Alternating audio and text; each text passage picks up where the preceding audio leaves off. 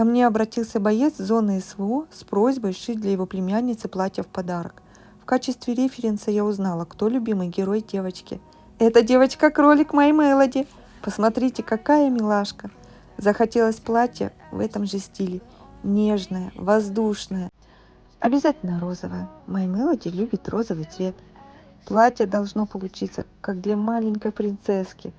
Ну а какое же платье для принцесс без блеска? Добавим блеск. Юбка пышная, фатин, атлас, глиттер. Рукавчики обязательно воздушные и нежные, блестящие. Верх платья корсажный, по спинке молния. В качестве функционального декора я решила сделать петли на шнуровке. Вот такие просьбы поступают от наших бойцов. Если хотите так же, пишите. Ну и давайте посмотрим, что же у меня получилось.